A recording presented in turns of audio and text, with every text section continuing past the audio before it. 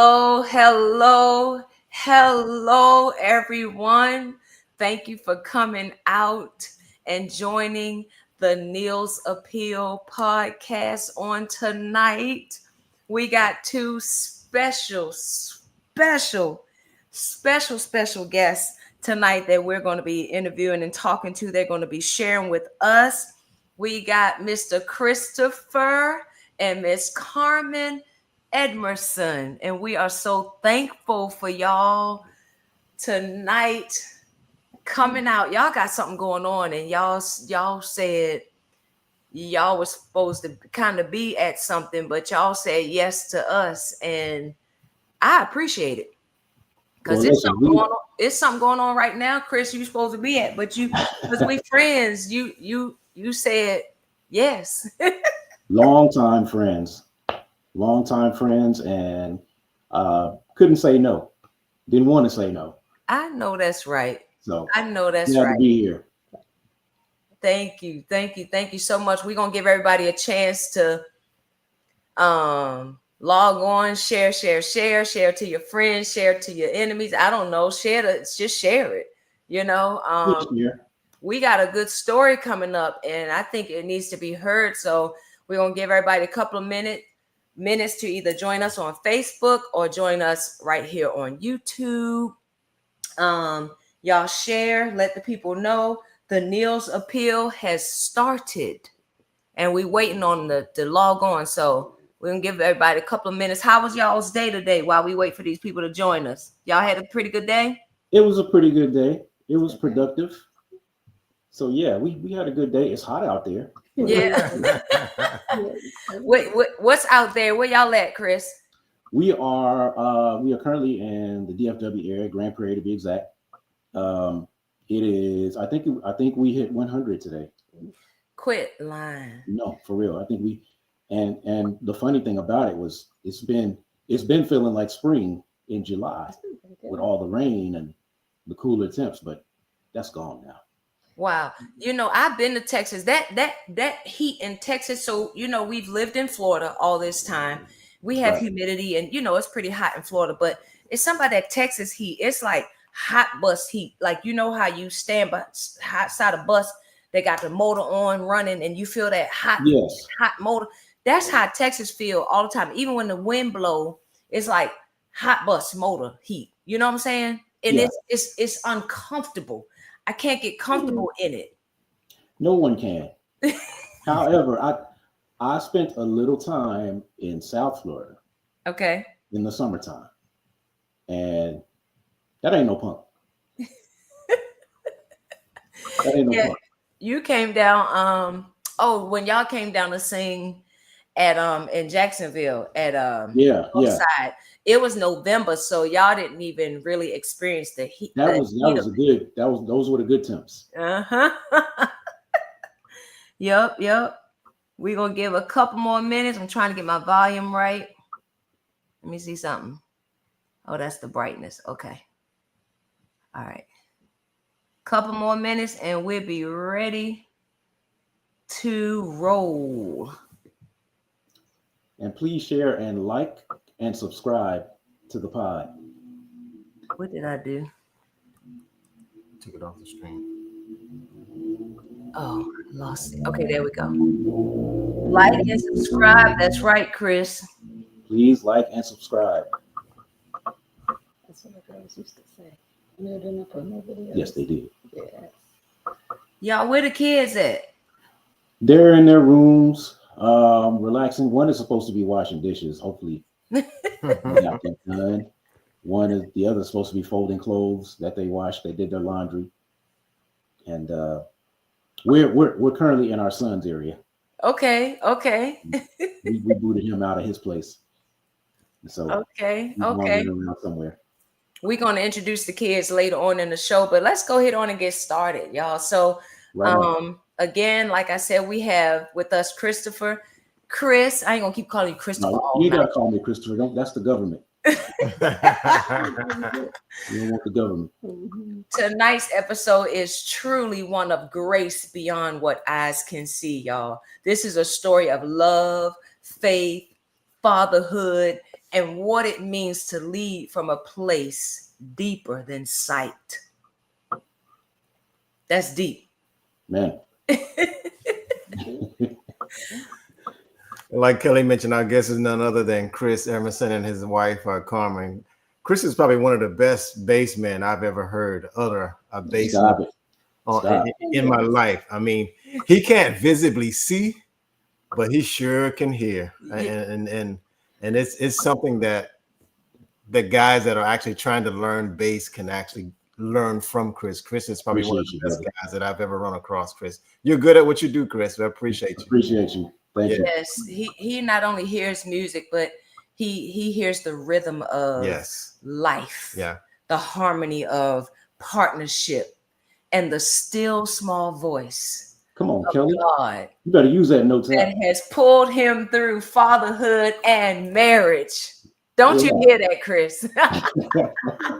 You got the notes app open. You put that in the notes app? You had it ready, didn't you? Chris, listen, let's get into this story, y'all. Chris lost his sight, but he never lost his vision. And we're going to talk about that tonight. He lost his sight at 16. We're going to let him tell his story if that's what he wants. But we have some questions, just a couple of questions we want to just put out here and see if we can help some families that are, some of us are taking things for granted, right? And whether you're taking things for granted or not, like, we don't want to sensationalize this thing or whatever. Like, we're Chris is human, we're not taking none of that away from him. He's visually impaired. That's it. He's still a man. He still can blow out any bass man ever without acapella singing. Chris, I'm telling you, when we first came to Mountain View, and I'm looking around like, who is that? Where is that? Because we have a good bass man that we love too. And you go across our brotherhood, we got some good bass men. But when I heard your tone, everything, like, I was like, I gotta meet him. I can't move till I see his eyes. I got to. You remember that from? Yeah, I remember that. You called me out. So look, we want you to share your story, and we want you all to understand that today is not a story of pity or limitation. Right. It's a story of power, purpose, and perspective. So alongside is his wife, Carmen. They've built a beautiful life, raised 3 children. We're going to meet them later. And they've shown us, we ain't going to make them come from out the house. We got pictures because we probably can't get them to act right tonight on the TV. But we got pictures we're going to show y'all. But, they've raised 3 children and shown us all the strength of walking in faith, even when it looks different than what you have imagined. So, y'all. So, let me get my questions. Okay. I'm ready. Chris, you want to start us off with your story? Just give us first of all, tell us,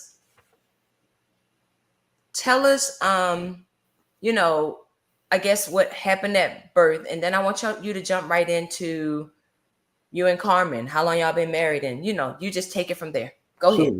So first, I have to correct the record a little bit. Okay. I kind of got in trouble because you posted the flyer and I shared it. My sisters called, my mama called, and my mama was the only one who got to me. But she was on my head. What'd she say? Because she was like, you did not lose your vision when you were 16. So here's where the story begins. Okay, come on. The story, when I was born, my optic nerve didn't fully develop. And for those who don't know, the optic nerve is the nerve that is connected to your brain that transmits light. Okay. And so basically, I was totally blind when I was a baby. Not long after that, that was corrective surgery. Fast forward, I had cataracts, and elementary school, even throughout parts of high school, I think up to my freshman year, I still had some sight, but I was still considered legally blind. But there was a lot of surgeries and corrective operations in between then and by the time it got worse. But I was using one of those, those closed circuit TVs. Yeah. Yeah, I used to use one of those. So I did have enough vision to use one of those, and magnifiers and things like that. And then when I was I'll say about freshman in high school, my retina gradually detached. And right now my vision is where I can see light. I can see some colors, depends on how bright the light is, but I cannot make out features. I cannot tell you what Carmen looks like. I can't tell you what Fred looks like or what you look like. Wow. Well, I can't make out features. So I'm not totally blind, but I am blind, if that makes sense. Right. Okay. So you were seeing images at first. You could make out images at first, just not clear. Right. Before you got to, so that's why you gave me that number 16, because that's what you remembered. Yes, because there was a lot, and I told my mama that. I said, "Mama, that was a lot of changes. I went through a lot of changes, and it was a lot to keep up with." So, but yeah, so 16 is the number that sticks in my head. Right. Okay, so fast forward us to wow. So let me ask a couple more questions about this before I jump on to you and Carmen. Yeah. So the Braille and all of that came like kindergarten? Well, I was learning. I started. Yeah, in fact, yes, I did start learning Braille. It wasn't kindergarten, but it was elementary school. I did start learning Braille. Say about second or third grade. Yeah, about second or third grade. Second or third grade learning Braille. And so, Chris, right now you posting on Facebook, you doing emails. What's this technology? That's the gift of technology. What are you doing? I use what's called a screen reader. They have them built in. If you have an iPhone, it's built in. If you have a Mac, it's built in. If you have an Android device, it's built in. Okay. And the way it works is wherever I touch the screen, it reads to me what's on the screen audibly. So if Kelly sends me a text or Carmen needs me to do something, she sends me a text, I can respond by using that screen reader. And that's how I'm on Facebook.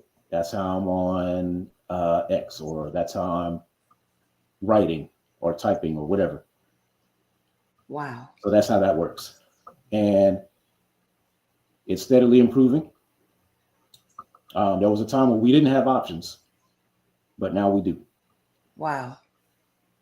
Amazing. Yeah, it's a really big deal. Because you didn't have that in middle school and high school coming up. You didn't really have. I had it, but it wasn't as efficient as it is now. Wasn't as easy to use as it is now, because as technology advances, you have to make technology more accessible. You have to make it accessible for everybody. Right. And I'm glad Apple and Google and even Microsoft have really focused in on making their products accessible for everybody. Right. So Chris, wow, amazing. So go ahead on and bring us up to speed with, you and Carmen. Y'all met where? You've been married how long? And then y'all got 3 kids. Y'all been busy. Come on, bring Well, we've been busy. Can't argue with that. Me and Carmen and I met at Harding University in Searcy, Arkansas.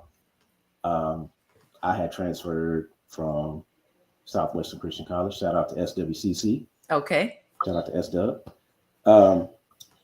She was there already, and She didn't want to talk to me at first.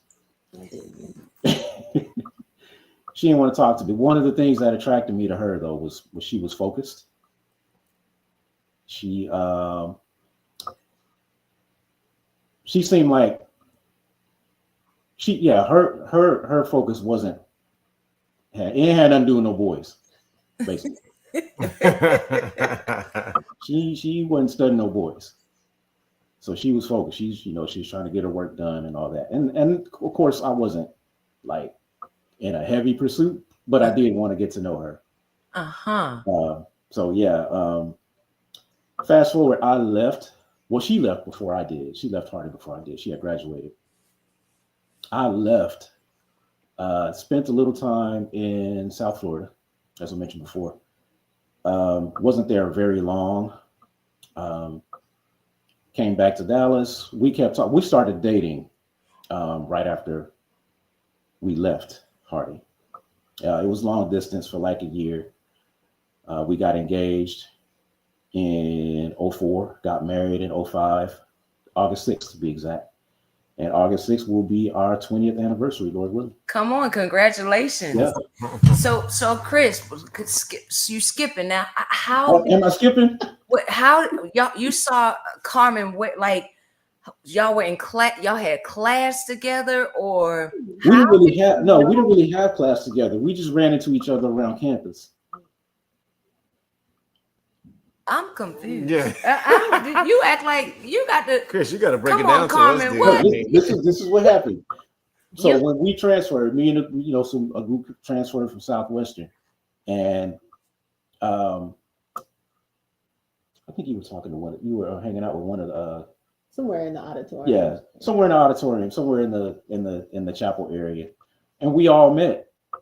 And when we met, she stood out to me. Oh, she stood out to me. Maybe it was her disposition. She was quiet, and she was sweet, and I just wanted to get to know more. And I think that's another part of it, because I think she was quiet, but I think part of that was intentional.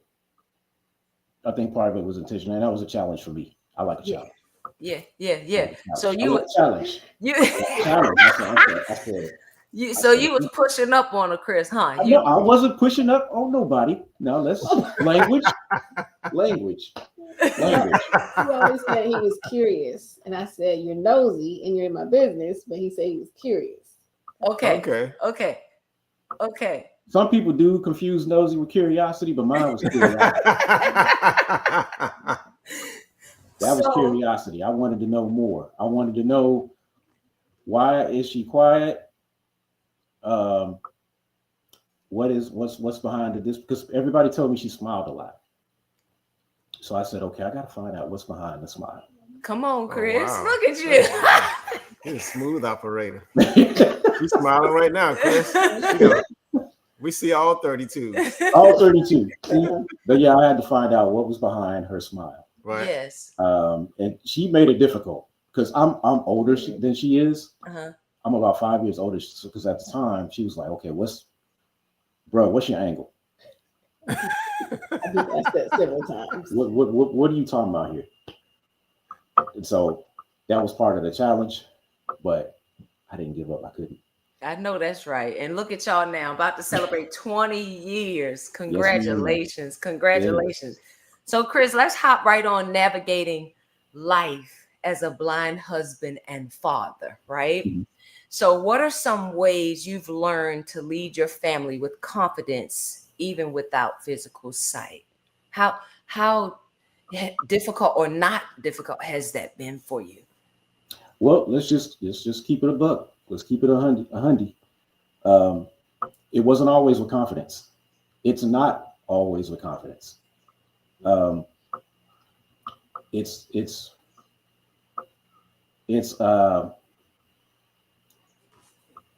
learned that I'd say about the first 10 years of your marriage, that's when you make most of your mistakes. And I made a bunch. I made a lot. And for me, a lot of it had to do with, okay, how am I going to do this as a person who's blind? We had our son right at the beginning of the Great Recession in 08. Yeah. And so I was working at the time, lost that job, and stayed home with him when he was born. Stayed home with all the kids. And so the confidence level wasn't always as high, because I didn't know, how am I supposed to do this? And then part of it too was just me not growing up with my father. That was another layer. So having to learn and navigate and work through those emotions, that was difficult. But one thing about Carmen, and this is one of the things I love about her, she doesn't demand the best from me, but she expects it. Come on. She expects it. And I remember right before our son was born, I was working on something. I can't remember what it was. I think it was something that had to do with tech. And anyway, I worked it out. And she was like, see, if you can do that, you can take care of this baby. Yeah. Yeah. That's wow. So Carmen, I'm coming to you in a second, but so how has it been, things like helping with homework or teaching your kids how to ride a bike? How have y'all worked through these moments where Chris can't really show up, like walk us through the things, how y'all have managed to teach the kids, like, or Chris, tell us something. Have you been able to still name some things you've been able to still like teach them even with your circumstances? Now, one of the things that I think you tell me, I think you would agree. One of the things we emphasized with the kids is that I'm just dad. I'm dad. We're both your parents, and his eyes, basically, when they were younger, it was just letting them know that my eyes don't work like theirs. And when you put it in those terms to where they understand it, it's nothing to them. Right? It's nothing to them. They just see me as dad, or they see us as mom and dad. And as far as, helping with homework and things like that, it helps that, I know a little bit about what they did in school. So I'm, able to help where I can. Obviously, I can't see what they're doing. So when they were the older they got, they're in a place where now, okay, you can tell me what's on your paper. Right. And once you tell me what's on your paper, then I can understand, okay, here's the objective and here's what needs to be done. Here's right. how you need to do it. So riding a bike, even when I was a kid, I rode a bike. I used to ride a bike from my house to my grandmother's house when I needed to. Chris, hold on. Hold, Chris. Come on. You're going too fast. Explain. Break that down for me, Chris. Yeah, you can fool some of the people sometimes. Well, of course, I could see more back then. I'm still considered legally blind, but I could see well enough to ride a bike. And so I get on the bike, go wherever I needed to go, me and my brothers, and it would be cool. So wow, and so it's basically, it's more, what's the word I'm looking for? We're normal. We're normal. I think too that what really helped too is God really blessed us with children that we're like, hey, we were there, but we kind of let them figure it out. And they did. They went on and figured it out in a lot of cases. Like our daughter, she taught herself how to skateboard, how to ride a bike. She just took it and went with it. And our son, he did the same thing. So a lot of that just was them. that they were willing to go ahead, because we really didn't do a whole lot of we just kind of were supportive, like we're here and you guys just take it and learn, and they did. So it really helped. Yeah. So they grew up pretty fast then. In those terms, I wouldn't put it in those terms, because they were still kids. Yeah, they're still kids. Yeah, they were still kids. You know, they didn't have to do any extra. Even with me being blind, they didn't have to do anything extra than what was needed. They were still able to be kids. They're still able to be kids. How supportive were they, you know, along this journey? They adjusted. Because I think the older, you know, the more they grew, the more they understood. Okay, this is how things are, and they just adjusted and adapted. So Carmen, let's talk about choosing Chris and embracing this journey, right? So when why did you choose me?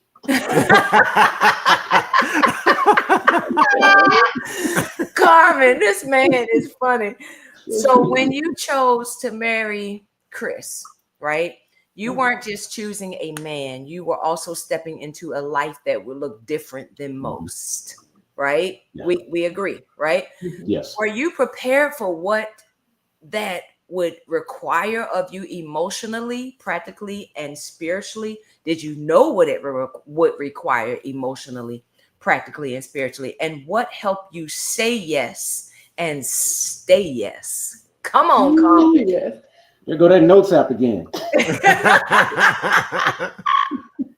I don't think I thought of it in those terms, just because for me it wasn't so much about marrying a man who's blind and how that would be. It's just about tying myself to another person, because at that point in my life, I was like, my biggest commitment had been to God, and pretty much everything else I just kind of let go. And so I was a little nervous about that part, just entering into a commitment with another person. And so for me, that was played a bigger part than kind of considering his vision, because I didn't really even think about that, because my dad, he sat me down and talked to me about that before we got married. And I didn't even really think about what he was saying, because in my mind, I was like, what does this matter? We're fine. We love each other. We're going to work it out. And so it's not that it didn't work out like that, but I think it hit me more once we had children, because when it was just us, I think it was just kind of getting to know each other, and that was pretty cool.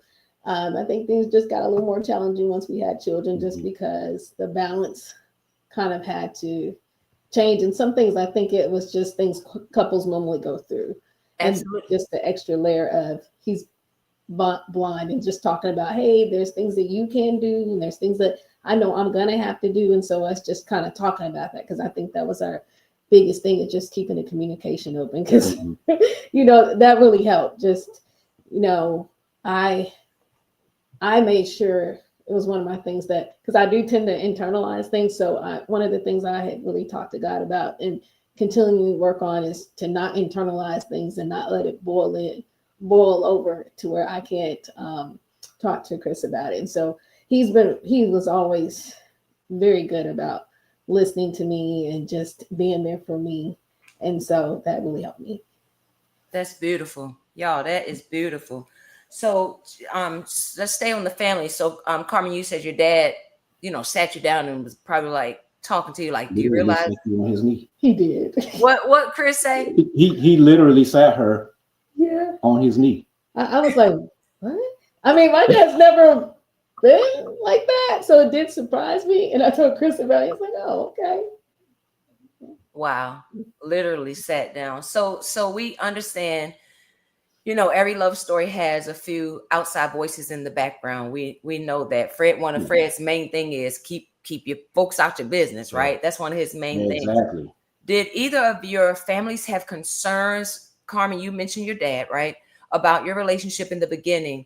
Like, Chris, were your parents ever a little protective or hesitant? And Carmen, your folks worried about, you know, what life would look like with you know, Chris? Like, come on, give us more that. You mentioned your dad, but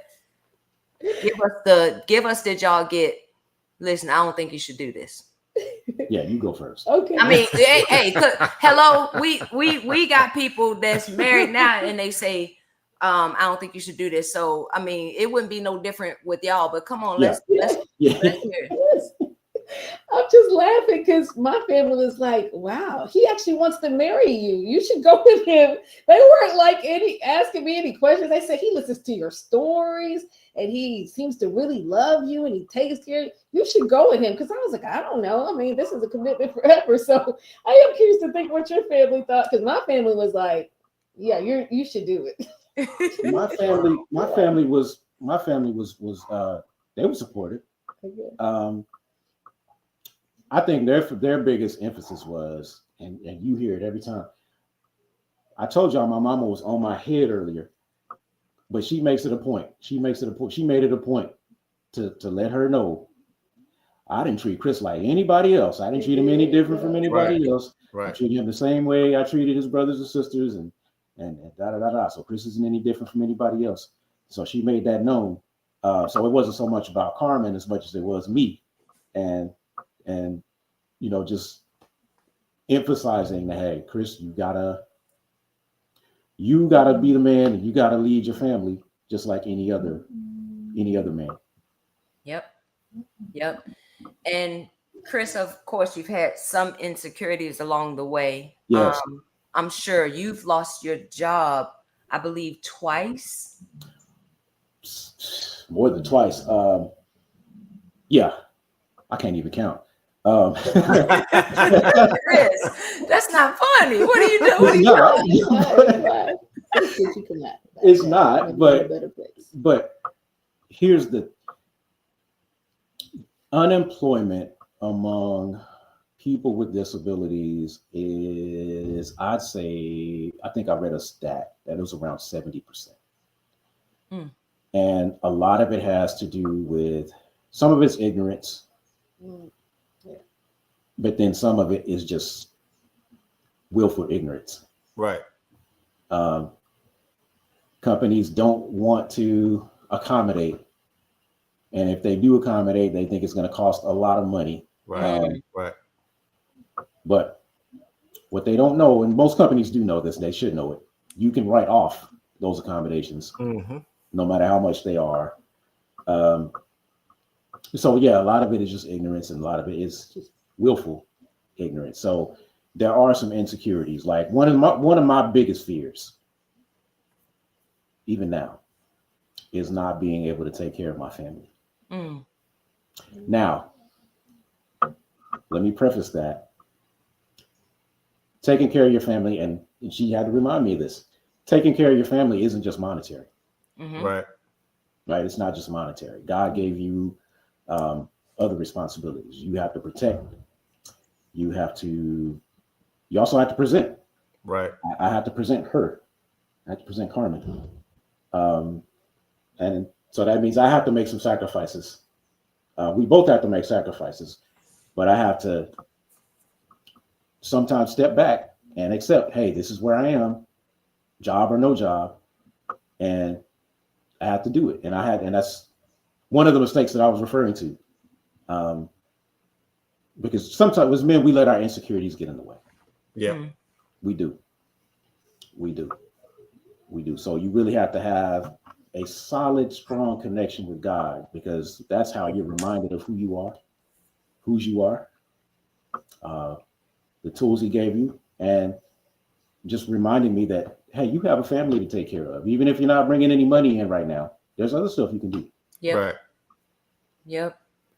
That's good, Chris. Wow. So let me ask you a question. So y'all have seen a couple of the Neil Appeal episodes, and you've seen different couples on there, and you've probably noticed a theme. Most of our couples have shared that there's been a time when they almost didn't make it. And I believe marriage has its ups and downs, and that holds true to most marriages, where there's just a little period where you just be like, I don't know if this gonna work. You know what I'm saying? Yeah. So let me ask you all honestly, did you ever hit one of those low points where it felt like we might not pull this through, right? And Carmen, if you ever had a we ain't gonna make it moment, was there an extra layer of guilt that made you feel like you couldn't say it out loud? Like, because of Chris's blindness, maybe you had been even holding on stronger or holding on longer, or does Chris just get the business? No mercy, no nothing, like it doesn't matter. Go ahead and tell us. We know marriages have ups and downs. Did y'all get to that point of, I don't even know this gonna happen? Mm-hmm. We've had moments. Some of it was for me personally. I went through a really dark period when it felt like the world was crushing in on me, and it felt like nobody was able to understand or really see that I was struggling. And so that did influence me to where I was like, oh no, we're gonna do this. But not only did I not want to, I just didn't want to make it, period. I didn't care what happened. I just didn't want to keep going. But God saw me through it. Chris started kind of realizing some things were going on, and he kind of started being more of a support and more what I needed. But definitely there have been some times. And as far as, I think for me, it wasn't so much that I was concerned about his blindness and feeling guilty about saying anything. It's that I knew he was beating himself up because he felt like he wasn't doing for our family like he should. And so I didn't want to add to that layer, because it's like I couldn't break through to him that the world may not be kind to you, but I'm your wife. I love you, and I'm here for you. And so that's part of why it was a little rough for me to be okay, because I'm trying to help you, but you don't see it because you see everybody as not on your side, but I'm on your side. God's on your side. And so just navigating through that was a little rough, but God has brought us through to now. And so we still have bumps. We still have some challenges. We're normal. Yeah. Chris say we normal. So what, prayer, counseling, community, or just deciding again to fight for each other? I'll say choosing love. Yep. Choosing love, choosing each other. And it has to be a choice, because walking away is easy. Yeah. Right? Yeah. We can walk away. I saw there was somebody, I think they were on TikTok or something.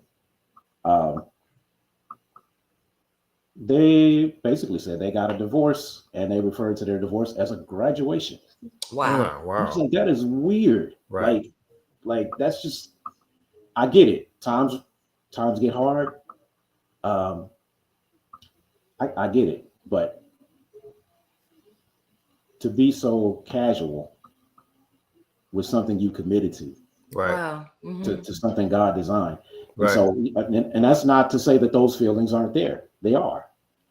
But I think for us, it was just choosing to fight for each other instead of fighting against each other. Come on. Wow. That's the way beautiful. God designed it. Yep. That's what you laughing at, Carmen? Come on. I was just gonna say that's one of the things that really attracted me to Chris is his mind, his thoughts, and just the things he would say. He broke through all the other stuff when I had that wall up on the I don't want to be bothered with you. He would say things, and I realized he was really genuine about it. It wasn't like from a place of just trying to get to me, but it was like he legitimately believed it and meant it, and just the way he thought. It wasn't like a lot of other dudes. He just had this beautiful mind, in my opinion. So yeah. I'm coming back around to that beautiful vibe. I got some questions for you, Chris. I got to stay on. I want to stay on my target, on my task right now before I get into. I got a question for you. Yeah, it's brewing up right now about that vibe. Okay. So let me ask y'all this. I always like to ask this faith question. So Chris, you lived your whole life, lacking the physical sight, but you walk with incredible spiritual clarity, right?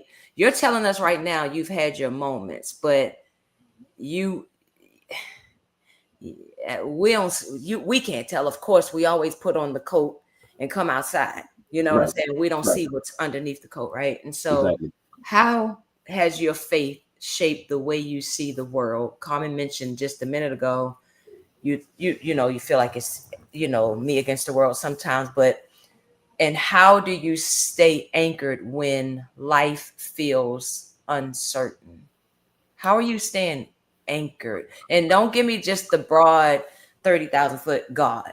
Come on. Come on. No, I can't give you that. I can't give you that because God wasn't always in the equation. Sometimes it was a fight with God.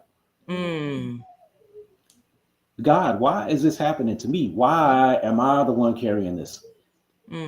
Why do I have to be blind? Why me? Remember when Elijah ran to sleep under the tree? That was me. That was me at one point. Why?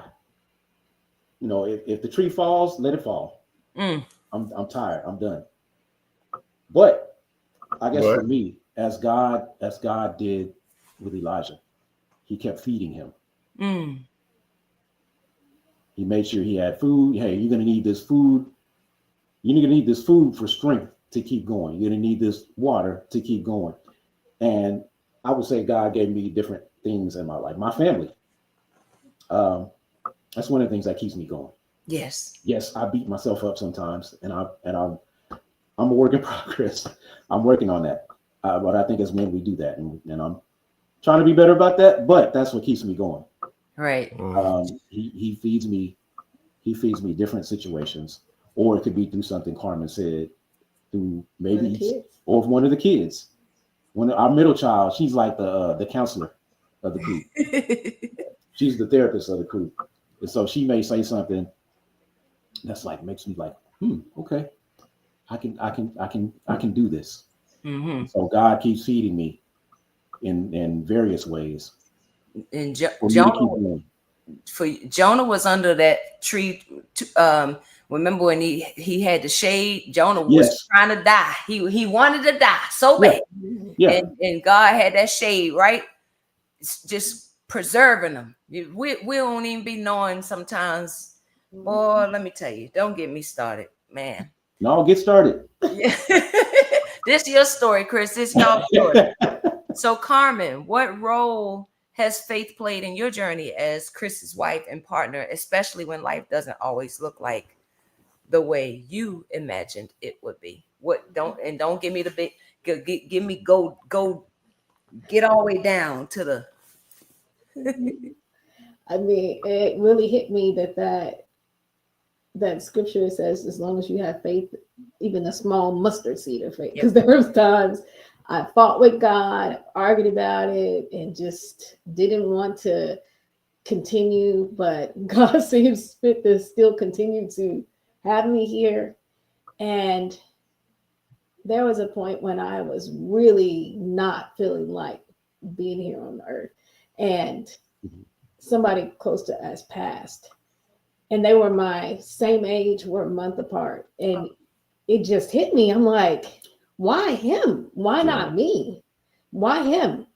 I mean, and then it just, my life wouldn't have made the same impact. God had a different plan for me. And so it just kind of just this, I fight with God. God keeps on letting me be here. God keeps, like, he has a purpose for me, and I'm not done yet. I haven't done it. So that just kind of keeps fueling me, because there are days and I don't want to get up. I don't want to keep moving. I don't want to do things. I don't want God to test me. I don't even want to, just keep trying. But for some reason, I do get up. And I can't say for some reason, because at the end of the day, I got it because God put something in me to help me to keep going. Because there are just times when I just didn't want to. But if I did get up, it had to have been. We're not trying to give you the churchy answer. Right, really not. I'm just saying, it didn't come from a place because I fought God about a lot of stuff. So it's not like, and then that also helped me see too,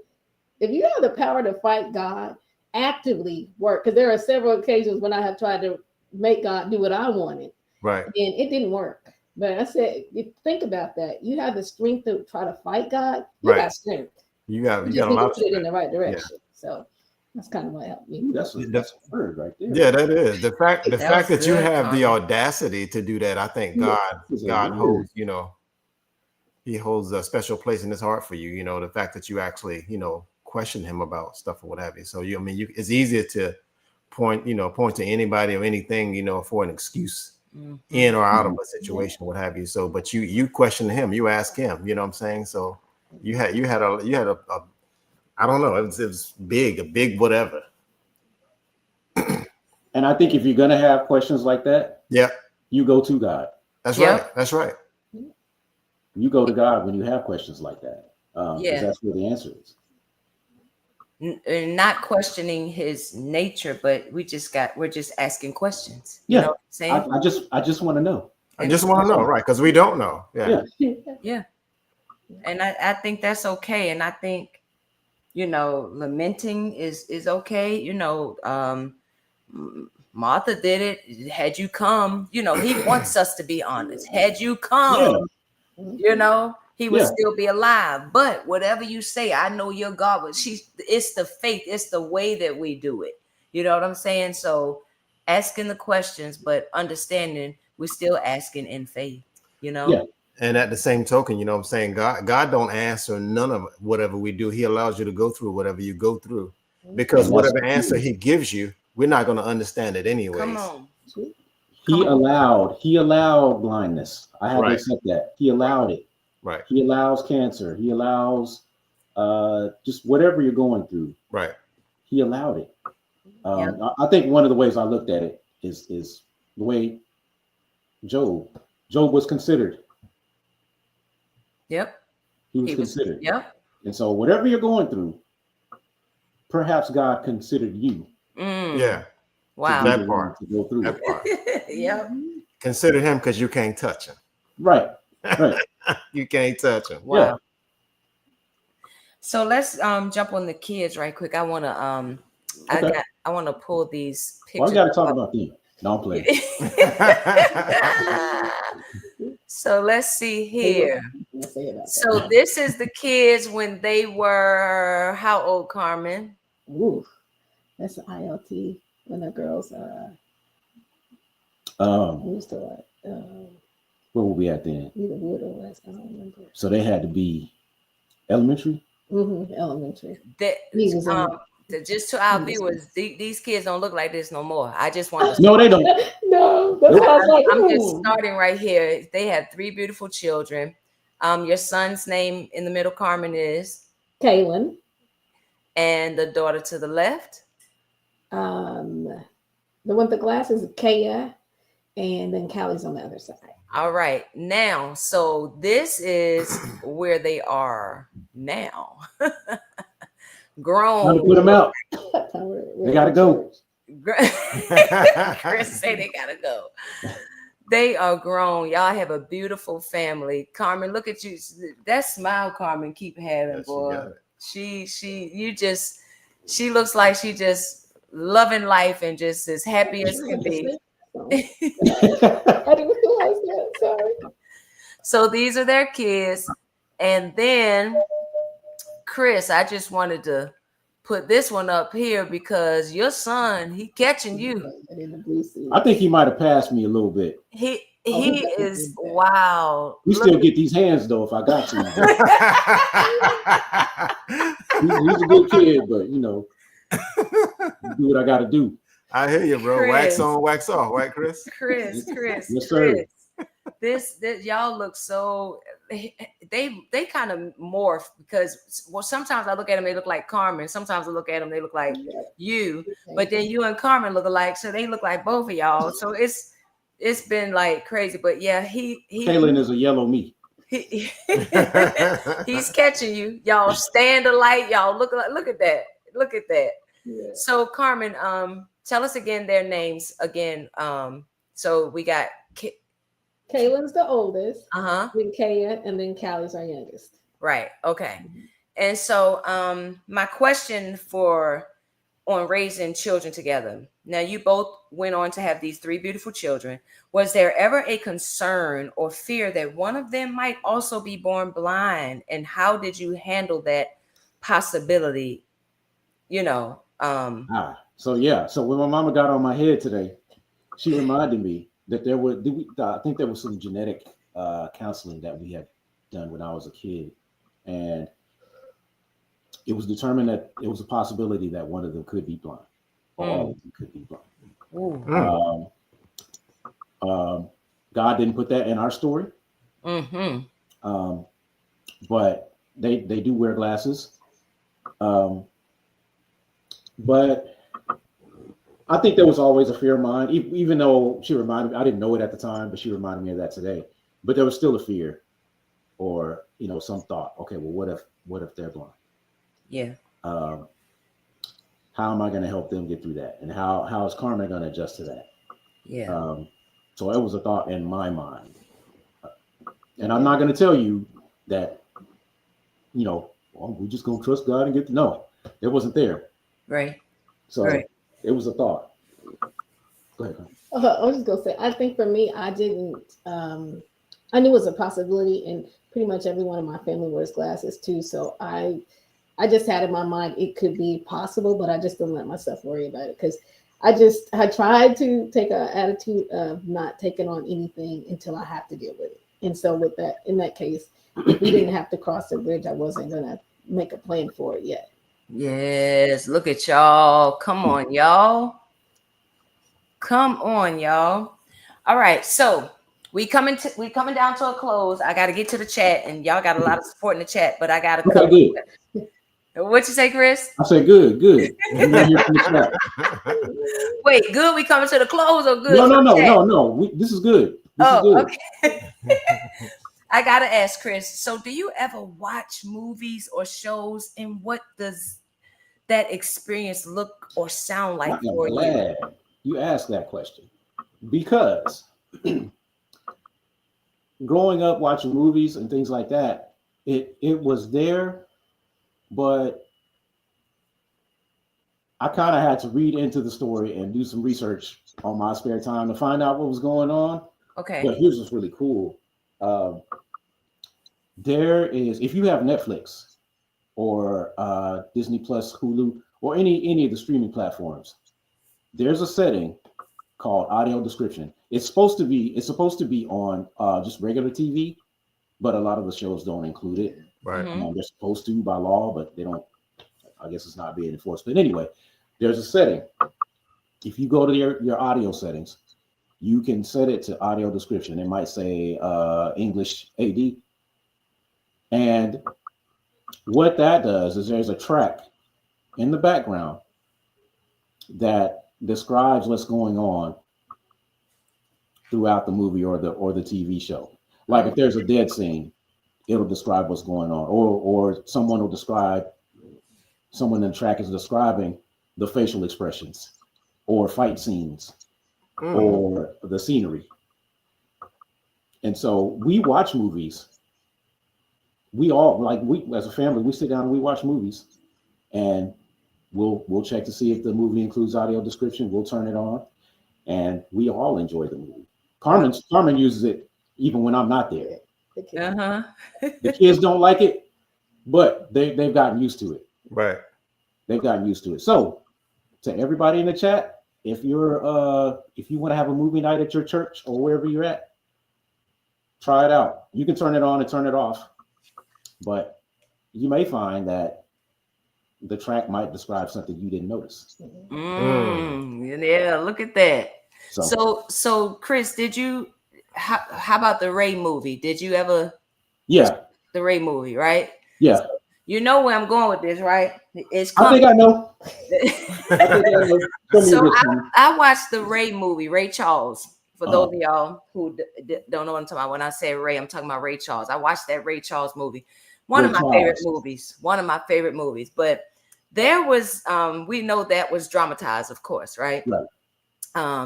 But it made me wonder how similar or different was your experience growing up blind, right? And so I'm gonna put all this together so you could just answer whatever at your leisure.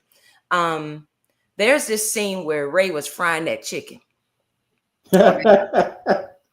Ray was frying some chicken, and I'm telling you, I was like, they never showed us, you know, how he knew how much grease to pour. None of that part was the part. They just showed us where he was standing over the stove, grease popping, whatever. And I'm on the edge of my seat thinking, oh my gosh, grease fire. What is going on? This man lived by himself. He in there. Yeah. He in there frying chicken. What's going on? So I just want to know, Chris, and I know this already because me and you have talked before, but I want my viewers to know. Do you cook? And full disclosure, Carmen does most of the cooking. Okay. Carmen does most of the cooking. You got to put that out there because I want her to get the credit she deserves. But I do cook here and there. And again, a lot of it is knowing your area, knowing your kitchen, knowing the tools that you're using. And they have tools, adaptive tools you can use. Like I had these oven mitts that go up to my forearm. Right. So if I have to take something out of the oven, I can do it without getting burnt. Got you. Or these long tongs where if I am frying chicken, I can use these tongs to flip the chicken and take it out. And so you have adaptive tools that you can use when you're cooking. And so when I do cook, I like the crock pot. I like the air fryer.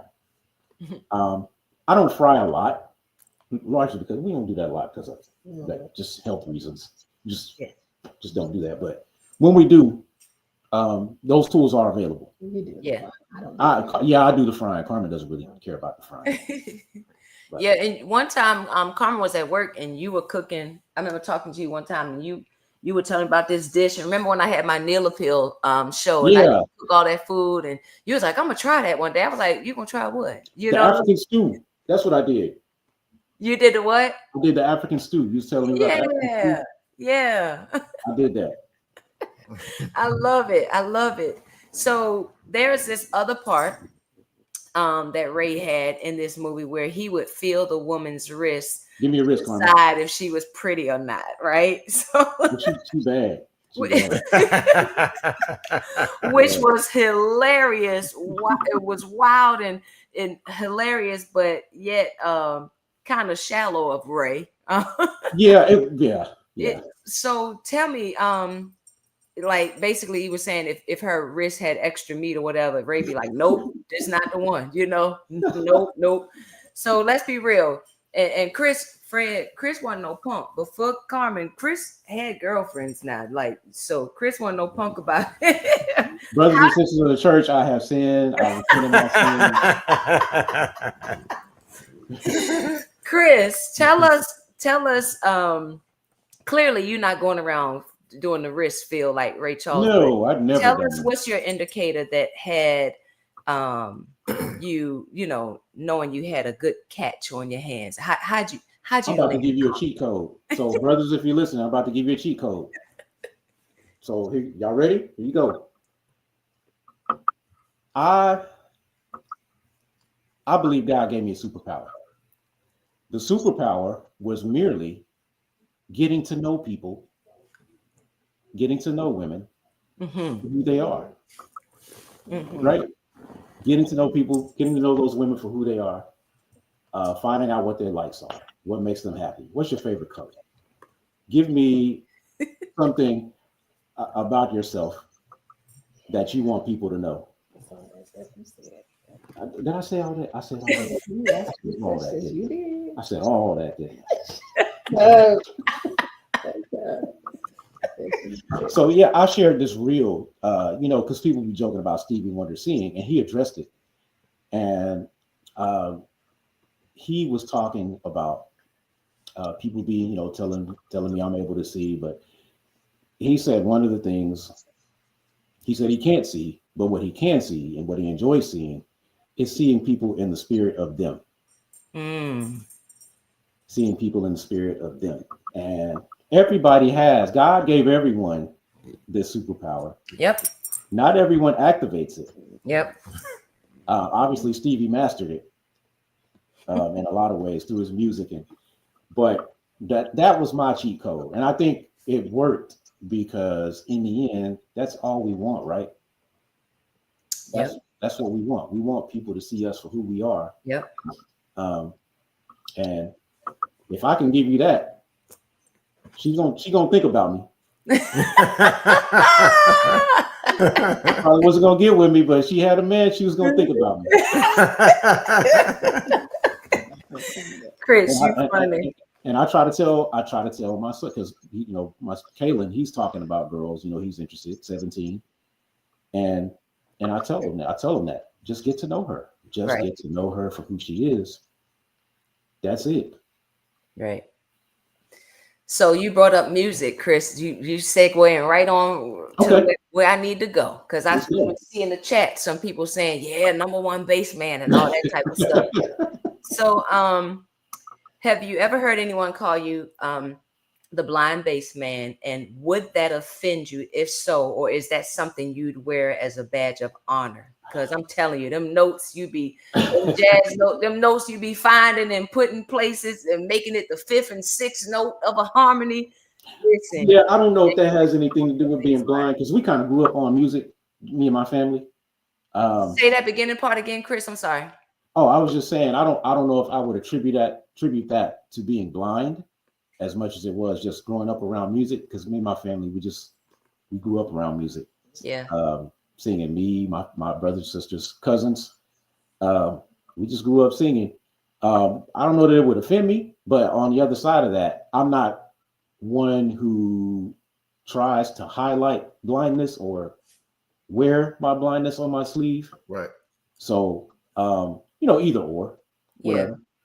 Yeah. You know how the senses are stronger, ears, since just the sight is gone, so you can hear differently. You know what I'm saying? So yeah, meaning from that standpoint, like saying, well, you hear because you have your sense. You have that sense still. I don't know if it's stronger or differently. I'll tell you what it is. For me, I listen to everything. Multiple genres of music. Mm-hmm. I listen to everything. A little known secret to the people who know me, they know. I grew up loving hip hop, and so that's where the rhythm came from, I think. Yeah. But yeah, I listen to everything. I listen to bass lines of everything. Yeah, you're awesome, Chris. You're awesome. I got Stevie Wonder on my phone. I got Marvin on my phone, but I got some Steely Dan on my phone too. So I'm eclectic. I'd say that. But yeah, I listen to everything. So I think that's where it comes from. Yeah, awesome. So we got 2 more questions, and we're gonna jump to the chat, and we're gonna get on. We're gonna let the people. We can go to bed. Let the people go to bed. So Chris, your style. You're very stylish, right? You got a nice. Yeah, your suits be tailored nice, and they fit nice, and you're keeping up with the trends and all that. I just gotta ask. I appreciate that, because I didn't think I was. Yeah. Oh, I just need to know, how are you staying so stylish? Is that Carmen, or are you secretly keeping up with trends on your own? I got this suit that I love that you wear. It's powder blue. Oh, y'all that one. See that view? Okay. Y'all see that, viewers? That powder. Chris got a powder blue suit on here. Oh yeah. With the yellow tie. He's a sharpshooter now. He clean. He be clean. Who's dressed? I mean, what y'all doing? Carmen, what you doing? Tell us a secret. Chris had style when I met him. Like, he was just always, he was very particular about his clothes and very just stylishly dressed. And so once we got married, I said, well, what are you looking for? And he'd tell me, and then I tell him what it looks like and shapes or styles, and he let me know, ooh, I don't like the way that feels, and then we talk about style. And now our oldest daughter, she really helps out with that, because she's kind of she's the fashionista of the group. Right, because at one point in time it was the wide leg pants, as you can see in this picture here. He's got the the what is it called, Fred? Taper. The taper. Yeah. Like how you keeping up? What are you just reading about it? Read about it. Talk to different people about it. I'm on Twitter and Instagram a lot too. I follow a couple of fashion accounts, and so I try to keep up. Which is, because I used to be self-conscious about it. I don't know what I look like, and how is this going to work? But yeah, I try to keep up, and I do get Carmen's approval before I go out. I've never seen you out of place. Like you really do a good job with your style and everything. And so I want to close with this question. So I know me and you talked about this the other day.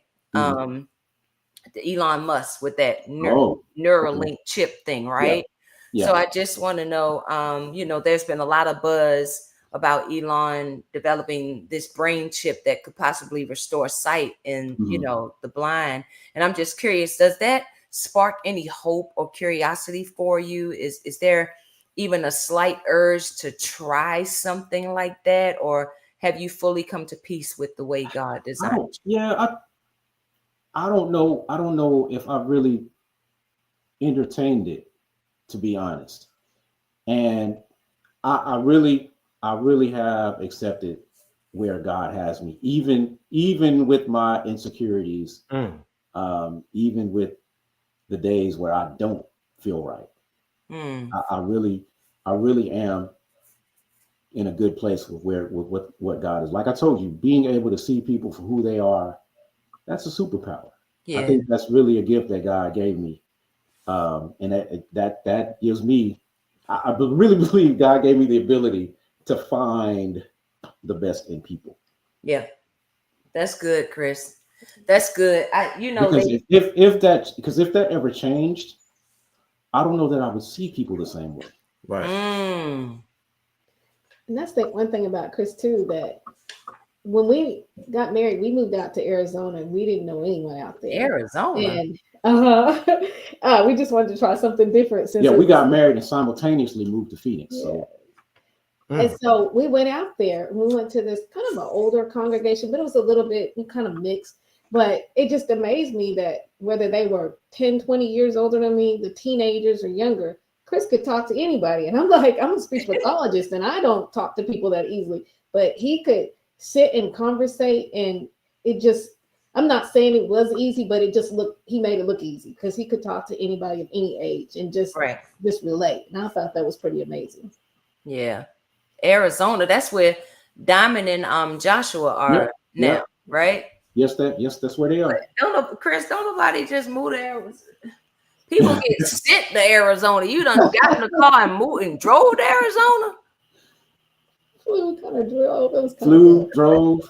Yeah, it was kind of let's get on into this chat. Let's go ahead on and bring this to a close. Y'all done think, Fred, they went to Arizona.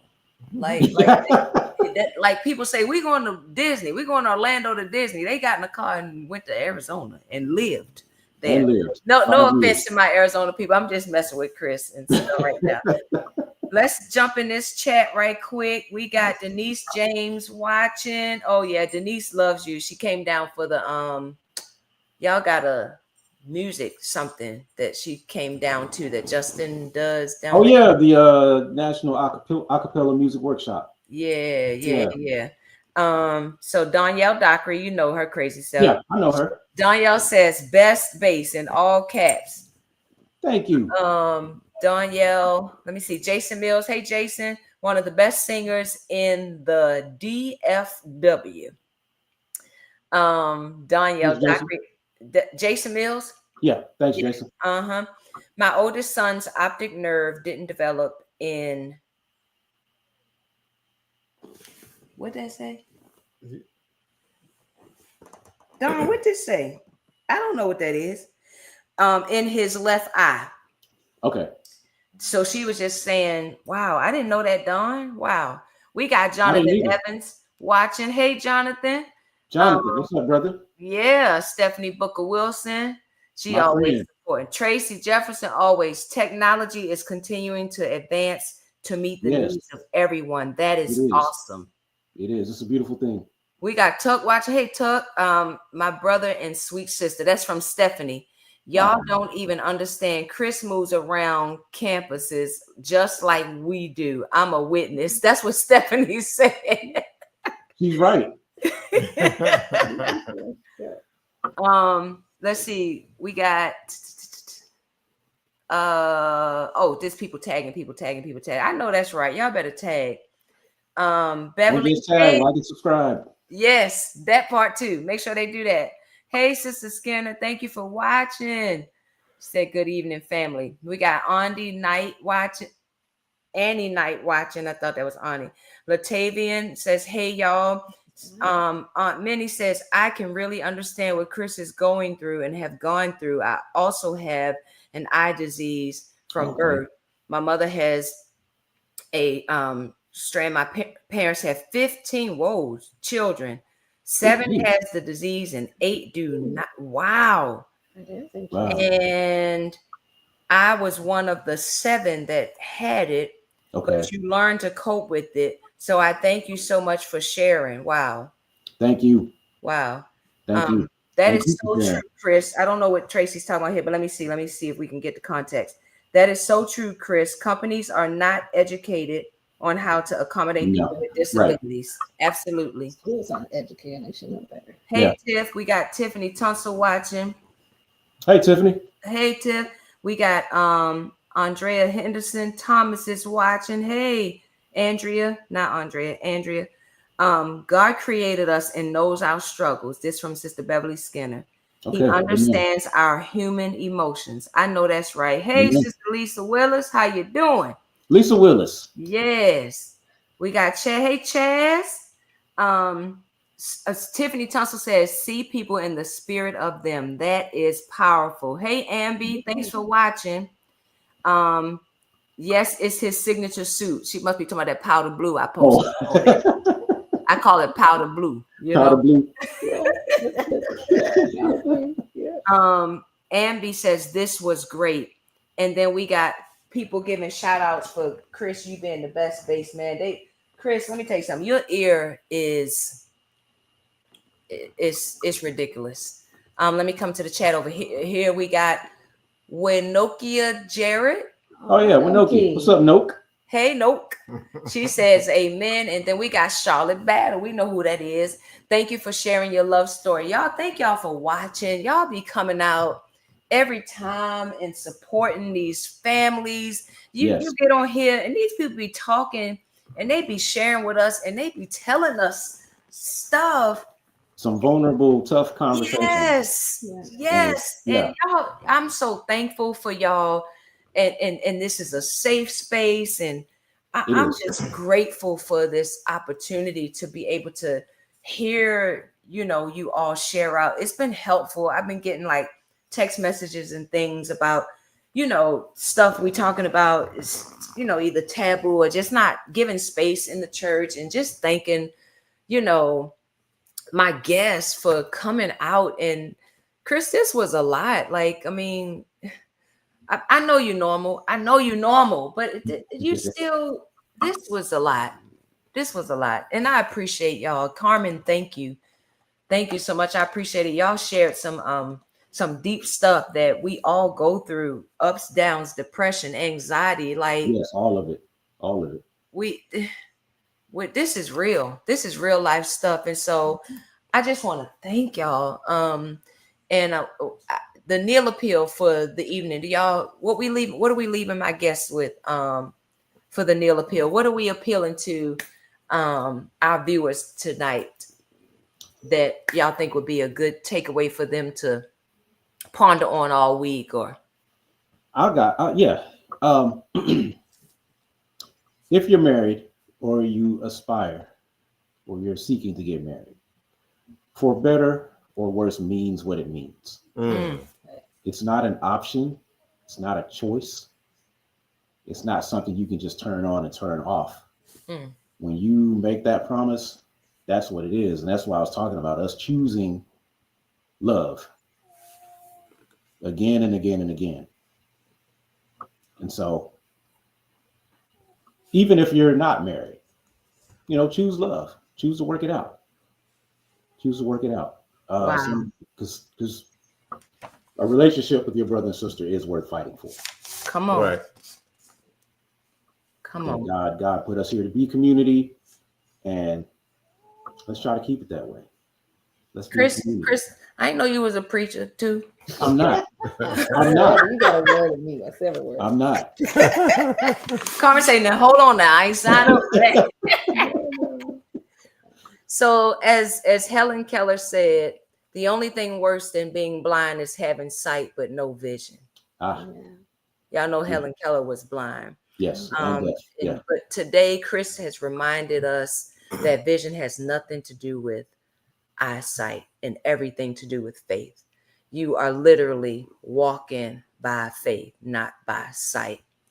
Guiding, leading your family, loving your wife, walking out your purpose. This is a true testimony of that, Chris, what you're doing and what you're displaying. And if this is not a testimony, I don't know what is. You have been a blessing to us today. We are so grateful and thankful for you. Fred, you got anything else you want to say? No, Chris, I'm just, glad I met you years ago, man. And I was just amazed, your way and style of basing, man. I mean, your tempo, I mean, your tonality, everything is just perfect. I'm like, who is this guy? You know what I'm saying? It's not even fair, but, and the fact that your mom, I'm saying, I like how she speaks to you. Like, well, I didn't treat him or raise him any differently from any other kids or what have you. So I think that speaks volumes as far as treating you, knowing you have, somewhat of a disability or what have you, but you were still her child, and she treated you no differently from the other kids or what have you. So that kind of stood out for me. I like that. Yeah. Thank you. Thank you again for the Neil's Appeal podcast and the Edmersons for sharing. Thank you, Tracy. We appreciate you. Always a great support. Thank y'all so much. We love y'all. We're going to do our closing, and I'm finna put the powder blue suit back up. We're going to do our closing. Chris, y'all stay on so we can end with another prayer. I'm so thankful and I'm grateful. Y'all, thank y'all for watching the Neil Appeal Show. We'll catch y'all in not next week, but the following week after that. Y'all wave bye to the camera. Tell the people. Bye, y'all.